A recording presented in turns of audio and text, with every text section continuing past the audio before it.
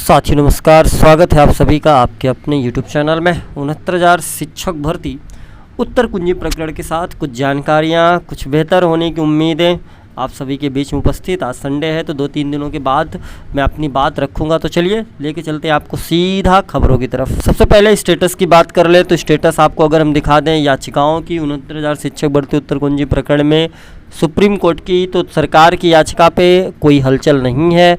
अभी भी same tentative 18/8/2022 ही show कर रही है।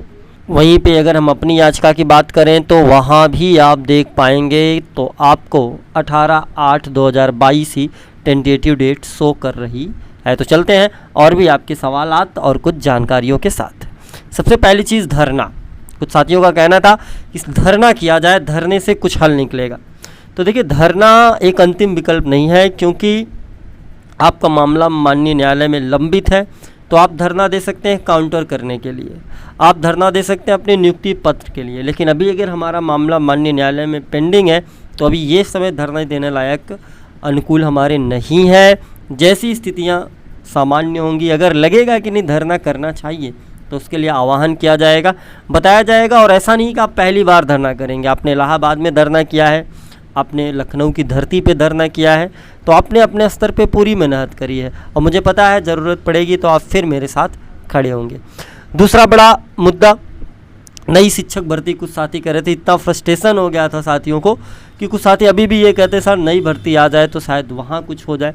तो नई शिक्षक भर्ती फ़िलहाल तो उम्मीद नहीं है, लेकिन नए डीएलएड साथियों द्वारा जो अनुसाथी हैं उनके द्वारा 14 अगस्त से मुहिम चलाई जा रही नई शिक्षक भर्ती को लेकर के धरना प्रदर्शन, जिसमें 2017 डीएलएड अध्यक्ष, 18-19 जो भी बैच कंप्लीट हुए हैं, यहाँ तक कि 15-14 के भी साथी जो बचे हैं वो सब भी उतरेंगे नई शिक्षक भर्ती की मांग को लेकर के। जो भी गतिविधियाँ होंगी मैं आपको ज़रूर बताऊँगा। अगला सवाल है नंबर बढ़ सकते हैं। देखिए, नंबर बढ़ सकते हैं, इसका सवाल तो इतना बड़ा है कि इसका जवाब माननीय जज साहब के पास भी नहीं है कि वो क्या नंबर बढ़ा देंगे, क्योंकि हमने उम्मीद पे ही लड़ाई लड़ी है और आज भी एक अंतिम उम्मीद जो बची है हमारे पास कुछ परसेंटेज में, हम उसके लिए भी उतरे हैं 18 तारीख को। तो 18 तक का वेट कर लीजिए। आज 7 तारीख हो ही चुके हैं, आपके पास कुछ दिन और है, उसके बाद सारी चीज़ें क्लियर हो जाएंगी कि हमारा भविष्य उत्तर कुंजी में कितना सुरक्षित है। बात करें सरकार फिर भागेगी। सरकार हमेशा भागती रही है उत्तर कुंजी प्रकरण से। अगर इन्हें नियुक्ति देनी होती ना तो आज कब का वो 1 नंबर से 5 साथियों को नियुक्ति दे दिए होते हैं, उनका वेतन लग गया होता है, वो वेतन प्राप्त कर रहे होते हैं। इतने दिनों से पास होकर के भी एक बार लड़ाई लड़ी गई, फिर पास हुए और आज भी वो साथी हमारे भटक रहे हैं, माननीय सर्वोच्च न्यायालय की राह तक रहे हैं कि वहाँ से अंतिम निर्णय आ जाए। इसके बाद जो है कोर्ट से आदेश मिलने के बाद हमारी नियुक्ति है। तो सरकार का काम है भागना। देखते हैं कब तक जो है इस तरीके से इग्नोर करते रहेंगे हमको, और कब तक नियुक्ति पत्र नहीं देंगे और कब तक हमारी बात नहीं सुनेंगे, क्योंकि अब अंतिम पावदान पे हैं तो वहाँ ज़्यादा वक्त नहीं लगेगा। जो भी लगना है वो लग चुका है।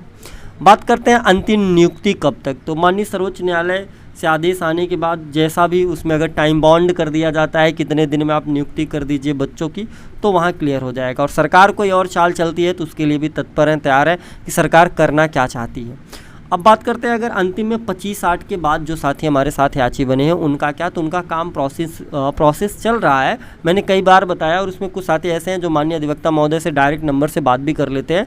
एक दिन ग्रुप में भी कोई चर्चा हुई थी तो ऋषभ भैया दे रहे हैं उनको जवाब, और डेली के डेली 2-4 साथी डेली फ़ोन करते हैं। ऋषभ भैया पिकअप कर रहे हैं फ़ोन, हम भी जहाँ तक संभव हो पा रहा फ़ोन उठा करके जानकारी दी जा रही है।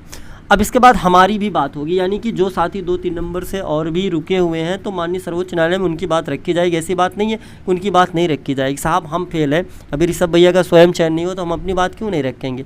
हमारा भी मुद्दा है अभी भी, और जो प्रश्न है जिन पे बात रखनी है हमें मौका मिलेगा, हम अपनी बात रखेंगे।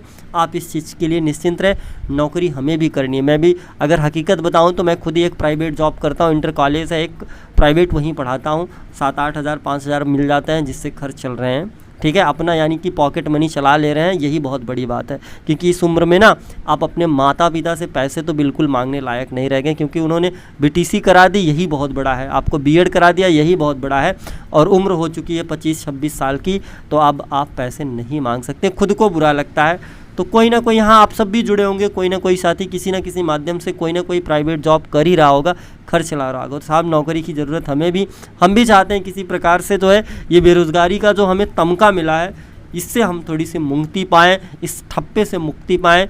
और कोई भी हो, किसी भी तरीके से हो, बस एक बार सरकारी विभाग मिल जाए तो इस समाज में जिस हिसाब से अवहेलनाएँ होती हैं उससे बच पाएंगे। तो आप ये बिल्कुल निश्चिंत रहें कि आपकी बात नहीं रखी जाएगी। हमें भी तो नौकरी की तलाश में है, हम भी तो भटक रहे हैं, उसी लिए लड़ रहे हैं। तो बस यही कुछ जानकारियाँ थी।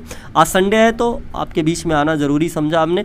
आप अपने बात को जो है कमेंट बॉक्स में मेंशन कर सकते हैं, कोई सवाल हैं तो उसके जवाब मैं ज़रूर दूंगा शाम तक की वीडियो में। मिलते हैं, तब तक के लिए आप सभी साथियों का बहुत बहुत धन्यवाद।